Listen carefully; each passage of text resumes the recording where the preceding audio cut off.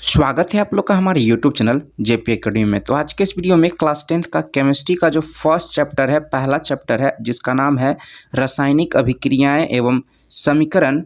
इस चैप्टर को बहुत ही अच्छे से डिटेल में कॉन्सेप्ट के साथ आपको समझाते हुए हम लोग आगे बढ़ रहे हैं। और यह इस चैप्टर का पार्ट 2 वीडियो है। पार्ट 1 वीडियो जो है मैंने इस चैप्टर का अपलोड कर दिया है, जिसमें बहुत ही इंपॉर्टेंट टॉपिक के बारे में आपको मैट्रिक की परीक्षा से एकदम रिलेटेड जो मोस्ट इम्पॉर्टेंट टॉपिक है उसी को मैंने पिछले वाले वीडियो में बताया था। आप उसे हमारे यूट्यूब चैनल के प्लेलिस्ट में जाकर देख सकते हैं। इस पार्ट 2 वीडियो में आपको बहुत ही मोस्ट इम्पॉर्टेंट टॉपिक मैट्रिक की परीक्षा को ध्यान में रखते हुए ही लाए हैं और वही आपको बताएंगे। और इस वीडियो में आपको मुख्य रूप से रासायनिक समीकरण, ये जो टॉपिक है केमिकल इक्वेशन, इसके अंतर्गत जितने भी मैट्रिक परीक्षा में पूछे जाते हैं क्वेश्चन उसको आपको बताएंगे। और इस टॉपिक से रासायनिक समीकरण से आपके मैट्रिक के परीक्षा में खासकर 2 नंबर वाले सब्जेक्टिव क्वेश्चन जो है बहुत ज़्यादा पूछे जाते हैं। तो इस वीडियो में आपको रासायनिक समीकरण क्या होता है, केमिकल इक्वेशन क्या होता है ना, ये बताएंगे। फिर बताएंगे रासायनिक समीकरण लिखने के नियम क्या हैं। फिर आपका बताएंगे रासायनिक समीकरण के प्रकार कौन कौन से हैं, संतुलित रासायनिक समीकरण और असंतुलित रासायनिक समीकरण के बारे में आपको बताएंगे।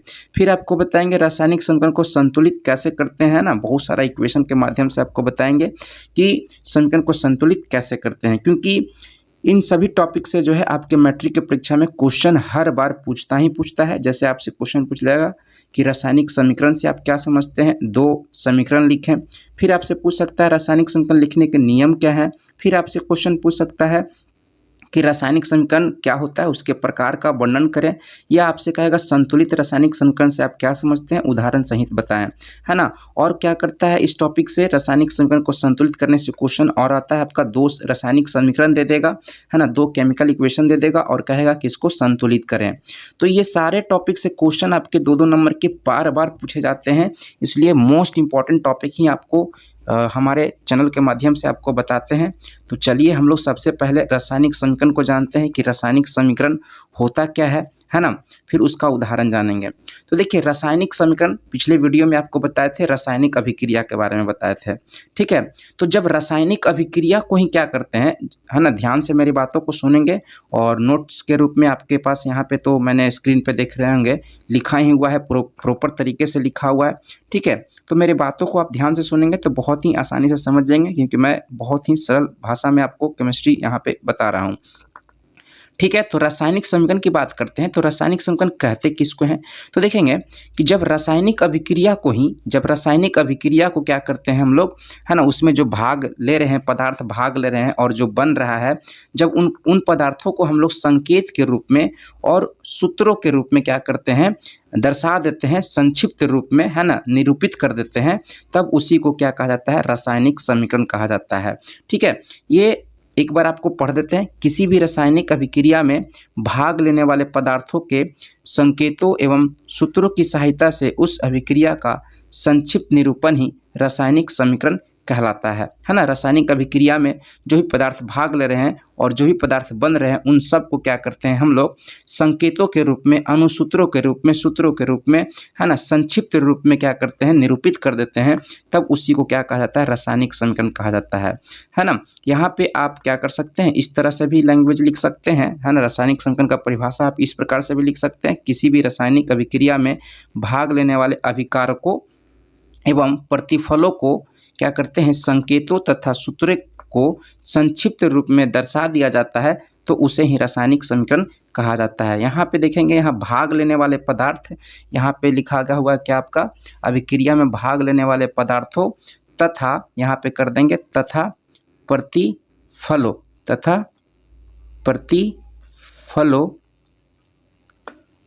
के संकेतों एवं सूत्रों की सहायता से उस अभिक्रिया का संक्षिप्त निरूपण ही क्या कहलाता है, प्रतिफल भी लिख देंगे, ठीक है। तो 2 तरीके से आपको रासायनिक समीकरण का परिभाषा समझाया यहाँ पे, है ना। दोनों में से कोई भी लिखेंगे एकदम सही होगा, कोई भी दिक्कत नहीं होगा। तो ध्यान देंगे, एग्जाम्पल की बात करते हैं। मान लीजिए कि एक रासायनिक अभिक्रिया है, हाइड्रोजन गैस क्या किया, हाइड्रोजन गैस और आपका क्लोरीन गैस क्या किया, अभिक्रिया में भाग लिया, क्लोरीन गैस अभिक्रिया में भाग लिया और भाग लेने के बाद क्या बनाया, हाइड्रोक्लोरिक अम्ल बनाया। क्या बनाया? हाइड्रोक्लोरिक अम्ल बनाया। अब ये रासायनिक अभिक्रिया हो गया। देखिए इसमें रासायनिक अभिक्रिया में आप देख रहे हैं कि हाइड्रोजन गैस और क्लोरीन गैस क्या कर रहे हैं? अभिक्रिया में भाग ले रहे हैं और भाग लेने के बाद है ना, प्रतिफल के रूप में आप देख रहे हैं हाइड्रोक्लोरिक अम्ल का निर्माण हो रहा है। तो जब इसी रासायनिक अभिक्रिया को हम लोग क्या करते हैं? संकेत के रूप में, सूत्र के रूप में क्या करते हैं? दर्शा देते हैं, संक्षिप्त रूप में दर्शा देते हैं, तब इसी को क्या कहा जाता है? रासायनिक समीकरण कहा जाता है। अब देखें हाइड्रोजन गैस को हम लोग सूत्र के रूप में क्या लिखेंगे? H2 लिखेंगे। ठीक है, क्लोरीन गैस को क्या लिखेंगे? Cl2 लिखेंगे। तो ये क्या हो गया? है ना, सूत्र के रूप में संक्षिप्त निरूपण हो गया। ठीक है, यह अभिक्रिया में भाग लिया। अब प्रतिफल के रूप में क्या बना? हाइड्रोक्लोरिक अम्ल। इसको सूत्र के रूप में क्या लिख दिए हम लोग? HCl लिख दिए। क्या लिख दिए? HCl लिख दिए। तो ये हो गया आपका रासायनिक समीकरण हो गया, है ना। रासायनिक अभिक्रिया को हम लोग क्या कर दिए? सूत्रों के रूप में क्या कर दिए? लिख दिए। तो ये हो गया आपका रासायनिक समीकरण हो गया। इसी प्रकार से देखें यहाँ पे कैल्शियम ऑक्साइड और जल अभिक्रिया में भाग लिया और कैल्शियम हाइड्रोक्साइड बनाया। ठीक है, तो ये अभिक्रिया में भाग लेती है, जो आप देख रहे हैं अभिक्रिया में भाग लिया और अभिक्रिया होने के बाद जो पदार्थ बना, ये आपका सूत्र के रूप में लिखा हुआ है, संक्षिप्त रूप में लिखा हुआ है ना, पूरा विस्तार से नहीं लिखा हुआ है, संक्षिप्त रूप में लिखा हुआ है ना। कैल्शियम ऑक्साइड का संक्षिप्त रूप लिखा हुआ है CaO, क्योंकि कैल्शियम ऑक्साइड का सूत्र क्या होता है? CaO होता है ना। जल का सूत्र H2O होता है और कैल्शियम हाइड्रोक्साइड का सूत्र CaOH का होल ट्वाइस होता है। तो ये संक्षिप्त रूप में निरूपित कर दिया गया है रासायनिक अभिक्रिया को, तो इसी को रासायनिक समीकरण कहेंगे। अब यहाँ पे बात करते हैं, आपके मैट्रिक के परीक्षा में पूछेगा कैल्शियम ऑक्साइड का साधारण नाम क्या होता है? इसको पढ़ते हैं CaO को कैल्शियम ऑक्साइड पढ़ते हैं। इसका साधारण नाम पूछता है तो इसका साधारण नाम होता है कली चूना। क्या होता है? कली चूना। आपको हर वीडियो में जहाँ भी आता है बताते चलते हैं। इसी को बिना बूझा चूना कहते हैं, बिना बूझा चूना, है ना। ये सब क्वेश्चन जो है आपके मैट्रिक की परीक्षा में ऑब्जेक्टिव पूछता है, इसलिए आपको बता रहे हैं, है ना। कली चूना का सूत्र बोलेगा तो CaO, बिना बूझा चूना का सूत्र बोलेगा तो भी आप बताएंगे CaO बताएंगे, है ना। यहाँ पे एक बार पूछा हुआ है ना, जल को रसायन शास्त्र में क्या कहते हैं? तो हाइड्रेट कहते हैं, है ना। क्या कहते हैं? हाइड्रेट कहते हैं। पानी को, जल को, है ना, रसायन शास्त्र में, केमिस्ट्री में क्या कहते हैं? हाइड्रेट कहते हैं। क्या कहते हैं? हाइड्रेट कहते हैं। हाइड्रेट का अर्थ क्या होता है? जल होता है। एक बार पूछा जा चुका है कि हाइड्रेट का अर्थ होता है, तो आपको क्या करना है? जल बताना है। ठीक है, H2O बताना है। ठीक है, बहुत इंपॉर्टेंट है ये सब। फिर आपका CaOH का होल ट्वाइस, इसको कैल्शियम हाइड्रोक्साइड पढ़ते हैं, इसका भी साधारण नाम पूछा जाता है। तो इसका एक साधारण नाम होता है आपका चूना जल। क्या होता है? चूना जल का सूत्र बोलेगा तो आप बताएंगे कैल्शियम हाइड्रोक्साइड CaOH का होल ट्वाइस। दूसरा इसका साधारण नाम होता है आपका बूझा हुआ चूना। क्या नाम होता है? बूझा हुआ चूना, बूझा चूना भी कहेंगे। ठीक है, तो बूझा चूना, चूना जल का सूत्र बोलेगा तो आप बताएंगे CaOH का होल ट्वाइस, है ना। जो पूछा हुआ है मैट्रिक परीक्षा में, ऑब्जेक्टिव में, सब्जेक्टिव में, वो आपको बहुत ही एनालिसिस के साथ, बहुत ही खोजबीन के साथ आपको बताते चलेंगे। एक भी क्वेश्चन आपका एग्जाम में नहीं छूटेगा। फिर यहाँ भी देख रहे हैं, ये आपका रासायनिक अभिक्रिया को सूत्र के रूप में दर्शाया गया है, संकेत रूप में दर्शाया गया है, संक्षिप्त रूप में दर्शाया गया है। तो ये हो गया आपका रासायनिक समीकरण ही हो गया, सब का सब आपका रासायनिक समीकरण ही है ना। यहाँ से भी आपका एक पूछता है, ये है आपका CaCO3 कैल्शियम कार्बोनेट, है ना। कैल्शियम कार्बोनेट पढ़ते हैं इसको। कैल्शियम कार्बोनेट का पूछेगा कि साधारण नाम क्या होता है, तो आप बताएंगे संगमरमर। या संगमरमर का सूत्र क्या होता है? तो संगमरमर का सूत्र होता है CaCO3 होता है। इसका एक और दूसरा नाम है चूना पत्थर, है ना। चूना पत्थर का भी सूत्र पूछेगा तो आप यही बताएंगे, CaCO3 बताएंगे, है ना। ये सब इसलिए बता रहे हैं क्योंकि ये सब क्वेश्चन जो एग्जाम में पूछता है, तो इन सभी सूत्रों के साधारण नाम जो है हमेशा आप याद रखेंगे। हाइड्रोक्लोरिक अम्ल का भी सूत्र पूछा हुआ है तो आप HCl बताएंगे, ओनली HCl। ठीक है, इसी प्रकार से ये सब देख रहे हैं, जितना भी आप देख रहे हैं सब रासायनिक समीकरण ही है, सब का सब क्या है? रासायनिक समीकरण ही है। ठीक है, तो बहुत सारा एग्जाम्पल आपको बता दिए रासायनिक समीकरण के अंतर्गत। ठीक है, जो उसमें इंपॉर्टेंट ऑब्जेक्टिव पूछता है वो भी आपको बता दिए। तो आपसे 2 नंबर का पूछेगा कि रासायनिक समीकरण का परिभाषा लिखें और उसका 2 समीकरण लिखें, है ना, इक्वेशन लिखें, तो आप आसानी से लिख देंगे। फिर आता है रासायनिक समीकरण के लिखने के नियम क्या होते हैं, है ना। तो रासायनिक समीकरण लिखने का नियम जो है इस प्रकार से निम्नलिखित है। पहला जो है आपका इस प्रकार से आप रिप्रेजेंट करेंगे रासायनिक समीकरण, रासायनिक अभिक्रिया को रासायनिक समीकरण के रूप में लिखने के लिए निम्नलिखित नियमों का पालन हम लोग करते हैं। इस प्रकार से पॉइंट वाइज लिखेंगे, है ना। पहला नियम है आपका अभिक्रिया के अभिकारकों, अभिकारक का मतलब आपको बता चुके हैं, जो अभिक्रिया में भाग लेते हैं पदार्थ उसी को अभिकारक कहा जाता है। अभिकारकों को उनके संकेतों या अनुसूत्रों यानी कि सूत्र के पदों के रूप में समीकरण के बाएं तरफ लिखा जाता है। जब भी लिखेंगे हम लोग अभिकारक को, है ना, तो बाएं तरफ लिखेंगे। अभिक्रिया में, रासायनिक अभिक्रिया में जब भी हम लोग अनुसूत्रों को लिखेंगे, है ना, अभिकारक को लिखेंगे तो किधर लिखेंगे, बाएं तरफ लिखेंगे। तो ये जो देख रहे हैं अभिक्रिया में भाग लेने वाला पदार्थ है ना, ये बाएं तरफ लिखा हुआ, ये आपका बायां साइड है ना। इधर भी आप देख रहे हैं कैल्शियम ऑक्साइड और जल क्या कर रहा है, अभिक्रिया में भाग ले रहा है, जिसको अभिकारक कहते हैं। और ये देखिए बाएं साइड लिखा हुआ है, ठीक है। और इधर दाएं साइड जो होता है ये क्या होता है, आपका प्रतिफल होता है, ठीक है। दूसरा आपका यहाँ पे आ जाएगा, दूसरा नियम है आपका अभिकारकों के संकेतों एवं सूत्रों के बीच क्या करते हैं, धन चिन्ह दिया जाता है। आप देख रहे हैं यहाँ पे भी देखें कि अभिकारक के बीच में क्या चिन्ह, कौन सा चिन्ह दिया हुआ था, तो धन चिन्ह यानी कि प्लस साइन जो है देते हैं, है ना। यहाँ पे एग्जाम्पल में देख सकते हैं, ठीक है। यहाँ पे क्या दिया हुआ है, अभिकारकों के बीच में, है ना, दो या दो से अधिक अभिकारक होते हैं तो बीच में क्या करते हैं, प्लस साइन देते हैं, धन चिन्ह देते हैं, ठीक है।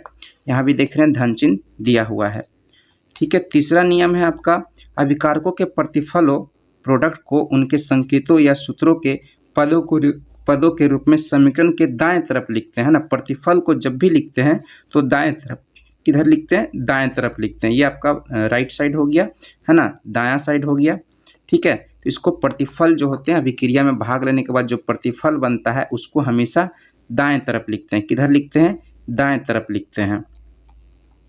फिर आपका चौथा नियम है प्रतिफलों को के संकेतों या सूत्रों के मध्य में क्या करते हैं, धन चिन्ह लगाते हैं, है ना, प्लस साइन लगाते हैं। देखेंगे यहाँ पे जैसे अभिक्रिया में भाग लिया, भाग लेने के बाद जो पदार्थ बना, है ना, तो कभी कभी दो पदार्थ बनता है या दो से ज़्यादा पदार्थ भी बनता है। यहाँ पे देख रहे हैं तो बीच में क्या करेंगे, हर एक पदार्थ के बाद क्या करेंगे हम लोग, धन चिन्ह प्लस साइन लगाएंगे, ठीक है। ये आपका नियम है। पांचवा नियम है आपका अभिकारकों और प्रतिफलों को एक तीर चिन्ह द्वारा अलग अलग दिखाया जाता है। यह तीर चिन्ह बताता है कि अभिक्रिया किस दिशा में हो रहा है। आपको ध्यान में देना है कि रासायनिक अभिक्रिया में तीर चिन्ह क्या बताता है, तो तीर चिन्ह जो है अभिक्रिया की दिशा को बताता है, अभिक्रिया की क्या करता है, दिशा को बताता है। यहाँ पे आप देख रहे हैं ये तीर चिन्ह है, ये क्या कर रहा है, अभिक्रिया की दिशा को बता रहा है कि आपका जिंक और सल्फ्यूरिक अम्ल, है ना, जिंक धातु है और सल्फ्यूरिक अम्ल है, इन दोनों के अभिक्रिया के होने के बाद जो है क्या बना, जिंक सल्फेट और हाइड्रोजन गैस बना, ठीक है। तो ये आपका अभिक्रिया की दिशा बता रहा है, ठीक है। तीर चिन्ह क्या बताता है आपको, अभिक्रिया की दिशा को बताता है, ठीक है। यहाँ पे देखिए एक्सप्लेन किया हुआ है, यहाँ जिंक और H2SO4 सल्फ्यूरिक अम्ल अभिकारक है और जिंक सल्फेट एवं हाइड्रोजन गैस प्रतिफल है। यहाँ तीर चिन्ह यह बता रहा है कि जिंक एवं सल्फ्यूरिक अम्ल के अभिक्रिया के फलस्वरूप जो है जिंक सल्फेट और हाइड्रोजन गैस बन रहा है। ये आपको तीर चिन्ह बता रहा है। तीर चिन्ह से यह पता चलता है कि इन दोनों की अभिक्रिया होने के बाद इधर जो है दाएं साइड में ये सब प्रोडक्ट जो है बन रहा है। यहाँ पे एक और बात आपको बताते हैं, यहाँ पे एक लिखा हुआ है, सूत्र लिखा हुआ है H2SO4, इसको पढ़ते हैं सल्फ्यूरिक अम्ल पढ़ते हैं। क्या पढ़ते हैं, सल्फ्यूरिक अम्ल पढ़ते हैं, है ना, क्या पढ़ते हैं, सल्फ्यूरिक अम्ल पढ़ते हैं। आपसे पूछेगा कि सल्फ्यूरिक अम्ल का सूत्र क्या होता है तो आप बताएंगे H2SO4 बताएंगे, है ना। इसी को बैटरी अम्ल कहा जाता है। क्या कहा जाता है, बैटरी अम्ल कहा जाता है। तो बैटरी अम्ल का सूत्र पूछेगा तो आप बताएंगे H2SO4 बताएंगे। अम्लों का राजा, है ना, पूछा जा चुका है, अम्लों का राजा किसे कहा जाता है, तो अम्लों का राजा जो है H2SO4 को कहा जाता है, ठीक है। तो ये सारे चीज़ें हैं, मैट्रिक के परीक्षा में पूछा हुआ ऑब्जेक्टिव है, इसलिए आपको सब कुछ बताते चल रहे हैं, ठीक है। तो यहाँ पे आपको 4 नियम बता दिए, कितना, 5 नियम बता दिए। कितना नियम बता दिए, रासायनिक समीकरण के लिखने के जो 5 नियम होता है वो आपको बता चुके। अब आते हैं रासायनिक समीकरण के प्रकार। तो रासायनिक समीकरण के जो है केमिकल इक्वेशन के 2 प्रकार होते हैं। एक होता है आपका संतुलित रासायनिक समीकरण, है ना, बैलेंस्ड केमिकल इक्वेशन। दूसरा होता है असंतुलित रासायनिक समीकरण, अनबैलेंस्ड केमिकल इक्वेशन होता है। अब बात करते हैं पहला संतुलित रासायनिक समीकरण की, है ना। आपसे मैट्रिक के परीक्षा में पूछता है कि संतुलित रासायनिक समीकरण से आप क्या समझते हैं, उदाहरण सहित बताएं। तो संतुलित रासायनिक समीकरण क्या होता है, वैसा रासायनिक समीकरण जिसमें समीकरण के दोनों ओर, है ना, ये जो समीकरण साइन है इसको समीकरण पढ़ते हैं। इसके दोनों ओर बाएं और दाएं दोनों ओर जो है प्रत्येक तत्व के परमाणुओं की संख्या क्या होती है, समान होती है, बराबर होती है, तो इसे ही संतुलित रासायनिक समीकरण कहा जाता है। यहाँ पे आप एग्जाम्पल में इस तरह से मेंशन करेंगे। यहाँ पे देख रहे हैं ये अभिक्रिया, ये तीर चिन्ह है, तीर चिन्ह के बाएं और दाएं दोनों तरफ देखेंगे प्रत्येक तत्व के जो परमाणु की संख्या होगी वो समान होनी चाहिए, है ना। यहाँ पे बाएं में देख रहे हैं आप हाइड्रोजन 2 है ना, बाएं में क्लोरीन देख रहे हैं 2 है। तो यहाँ पे हमने क्या किया, अभी 2 इसको मिटा देते हैं। इधर बना क्या, HCl बना, ठीक है। और HCl इधर एक ही, हाइड्रोजन जो है एक ही है, क्लोरीन भी एक ही है। तो हम लोग क्या करेंगे, बराबर करने के लिए यहाँ पे क्या करेंगे, दोनों तरफ जो है संतुलित रासायनिक समीकरण के अकॉर्डिंग क्या होता है कि तीर चिन्ह के बाएं और दाएं दोनों तरफ जो है प्रत्येक तत्व के परमाणु की संख्या जो है बराबर होना चाहिए। तो हम लोग यहाँ पे क्या करेंगे, 2 जैसे ही लिखेंगे तो हाइड्रोजन भी 2 हो जाएगा, क्लोरीन भी 2 हो जाएगा, है ना। इसी को यहाँ पे भाषा में लिखे हुए हैं कि आपका हाइड्रोजन के परमाणु की संख्या बाएं में जो है 2 है, तो दाएं में भी क्या कर देना है, 2 कर देना है। क्लोरीन के परमाणु की संख्या बाएं में जो है आपका 2 है, तो दाएं में भी क्या होना चाहिए, 2 ही होना चाहिए। यहाँ पे लिखा हुआ है चूंकि इस समीकरण के दोनों ओर हाइड्रोजन और क्लोरीन के परमाणु की संख्या समान है, इसलिए समीकरण क्या है, संतुलित है। दोनों तरफ देख रहे हैं आप, हाइड्रोजन और क्लोरीन इधर देख रहे हैं बाएं में, और दाएं में हाइड्रोजन और क्लोरीन के तत्व के परमाणु देख रहे हैं, तो दोनों तरफ जो है आपको समान नजर आ रहा है। दाएं में आपको 2 हाइड्रोजन और क्लोरीन भी 2 नजर आ रहा है, और बाएं में भी आपको 2 हाइड्रोजन और बाएं में 2 क्लोरीन भी है। तो ये समीकरण जो है संतुलित है। इसी प्रकार से आप और भी बहुत सारा समीकरण लिख सकते हैं, जैसे कि एक समीकरण और लिखकर आपको और बताते हैं। मान लीजिए कि ये मैग्नीशियम Mg है, मैग्नीशियम जो है ऑक्सीजन से विक्रिया करता है तो मैग्नीशियम ऑक्साइड बनाता है, MgO बनाता है ना। ये एक समीकरण, लेकिन ये संतुलित नहीं है, तो इसको आप संतुलित करेंगे तो देखेंगे कि यहाँ बाएं साइड में ऑक्सीजन 2 है और दाएं साइड में एक ही ऑक्सीजन है। तो हम यहाँ पे हम लोग क्या करेंगे, 2 लिख देंगे। 2 लिखने से क्या हो गया, आपका दाएं साइड में आपका ऑक्सीजन जो है 2 हो गया, लेकिन यहाँ 2 लिखने से ऑक्सीजन तो 2 हो गया, लेकिन मैग्नीशियम भी 2 हो गया, और बाएं में मैग्नीशियम एक ही है, तो यहाँ पे क्या करेंगे, 2 लिख देंगे। जैसे ही हम लोग यहाँ पे 2 लिखे मैग्नीशियम के बगल में, तो मैग्नीशियम भी 2 हो गया, है ना, और बाएं में ऑक्सीजन भी 2 हो गया। उसी प्रकार से यहाँ पे आप देख रहे हैं दाएं में कि मैग्नीशियम भी 2 हो गया और आपका ऑक्सीजन भी 2 हो गया। तो इस प्रकार से ये संतुलित रासायनिक समीकरण के उदाहरण थे। आपको बहुत सारा एग्जाम्पल बताएंगे, चिंता नहीं कीजिए, है ना। एक वीडियो ही लाएंगे डायरेक्ट, जिसमें ढेर सारा हम लोग समीकरण को लिख लेंगे और उसको संतुलित करना आपको सिखाएंगे। दूसरा है असंतुलित रासायनिक समीकरण। असंतुलित रासायनिक समीकरण क्या होता है, वैसा रासायनिक समीकरण जिसमें समीकरण के दोनों ओर, है ना, तत्वों के परमाणु की संख्या समान नहीं होती है, तब इसी को असंतुलित रासायनिक समीकरण कहा जाता है। यहाँ पे देख रहे हैं कि हाइड्रोजन ऑक्सीजन अभिक्रिया में भाग ले रहा है और प्रतिफल के रूप में आपका जल H2O बन रहा है। तो दाएं साइड देखेंगे हाइड्रोजन तो 2 है और बाएं में भी हाइड्रोजन 2 है, ठीक है, कोई दिक्कत नहीं है, ये चीज़ तो बराबर है। दाएं में देख रहे हैं ऑक्सीजन एक ही है और बाएं में ऑक्सीजन 2 है, तो यहाँ पे देख रहे हैं ये संतुलित नहीं है, ठीक है। तो इसको असंतुलित रासायनिक समीकरण कहेंगे। इसी तरह से यहाँ भाषा में लिखा हुआ है, आप पढ़ लेंगे, ठीक है। एक और है, आपसे पूछा जाता है कि रासायनिक समीकरणों को या रासायनिक अभिक्रियाओं को क्या संतुलित क्यों किया जाता है, ठीक है। तो इस प्रश्न का उत्तर आपको यहाँ पे ये सब नियम आपको बताएंगे, तो आपको बहुत ही अच्छे से समझ में आ जाएगा, ठीक है। ये बहुत ही इंपॉर्टेंट टॉपिक है ये भी। रसायन शास्त्र के अंतर्गत हम लोग असंतुलित रासायनिक समीकरण का उपयोग नहीं करते हैं, क्योंकि ऐसा करने से क्या होता है, पदार्थों के द्रव्यमान के संरक्षण के नियम का क्या होता है, उल्लंघन होता है। हम लोग रसायन शास्त्र में, केमिस्ट्री में असंतुलित रासायनिक समीकरण का उपयोग नहीं करते हैं, तो क्या करते हैं, संतुलित रासायनिक समीकरण का प्रयोग करते हैं। कैसा, बैलेंस्ड केमिकल इक्वेशन का हम लोग प्रयोग करते हैं। कोई भी रासायनिक समीकरण संतुलित नहीं है तो उसको हम लोग क्या करेंगे, संतुलित करेंगे, ठीक है। यहाँ पे एक नियम है पदार्थ के द्रव्यमान की अनस्वरता का नियम, जिसको पदार्थ के द्रव्यमान के संरक्षण का नियम भी कहते हैं। तो अब आपको बताते हैं पदार्थ के द्रव्यमान की अनस्वरता का नियम, इसी को पदार्थ के द्रव्यमान के संरक्षण का नियम भी कहते हैं। ये नियम कहता क्या है, एक बार पढ़ लेते हैं, फिर आपको सरल भाषा में समझाएंगे। इस नियम के अनुसार सामान्यतः रासायनिक अभिक्रियाओं में पदार्थ का न तो निर्माण होता है और न ही उसका नाश होता है। कहने का मतलब है कि रासायनिक अभिक्रिया में जो है इस नियम के अनुसार पदार्थ के द्रव्यमान के संरक्षण के नियम के अनुसार जो है कहा जाता है कि रासायनिक अभिक्रिया में न तो पदार्थ का निर्माण होता है और ना ही उसका नाश होता है। अर्थात जो भी रासायनिक अभिक्रिया में भाग लिया, अब भाग लेने के बाद जो बना है ना, उसके द्रव्यमान में कोई भी परिवर्तन नहीं होगा। पहले जो भाग लिया अभिकारक है ना, उसका द्रव्यमान और जो प्रतिफल बना इसका द्रव्यमान, दोनों में कोई भी परिवर्तन नहीं होगा। अर्थात रासायनिक अभिक्रिया में न तो द्रव्यमान का पदार्थ का निर्माण होता है और ना ही उसका नाश होता है। जैसे कि आप एग्जाम्पल के थ्रू देखेंगे कि यहाँ पे देखेंगे हर एक तत्व का परमाणु द्रव्यमान निकालते हैं जो अभिक्रिया में भाग लिया। तो कैल्शियम का परमाणु द्रव्यमान 40 होता है ना। ऑक्सीजन का परमाणु द्रव्यमान क्या होता है, 2 ऑक्सीजन है, एक यहाँ पे है एक यहाँ पे है, तो 2 का हम लोग द्रव्यमान निकालेंगे तो 16 16 32 हो जाएगा। ठीक है, फिर हाइड्रोजन आपका 2 है तो उसका हाइड्रोजन का द्रव्यमान 1 का 1 होता है तो 2 का क्या हो जाएगा, 2 हो जाएगा। तो इन सबको जोड़ेंगे आप 40 32 2 40 37 70 70 2 उधर 2 इधर है ना, 4 74 आया आपका कुल द्रव्यमान जो है अभिकारक के रूप में। जो अभिकारक है जो अभिक्रिया में भाग लिया इसका द्रव्यमान जो है कुल कितना आया, 74 AMU आया, एटॉमिक मास यूनिट आया है ना। अब आते हैं हम लोग प्रतिफल में जो बना प्रोडक्ट बना इसका हम लोग कुल द्रव्यमान निकालते हैं। तो कैल्शियम का द्रव्यमान 40 हो जाएगा, ऑक्सीजन 2 है, होल्ट वाइज का मतलब 2 होता है। ठीक है, तो इसका द्रव्यमान 2 का 1 का 16 होता है तो 2 का 32 हो जाएगा।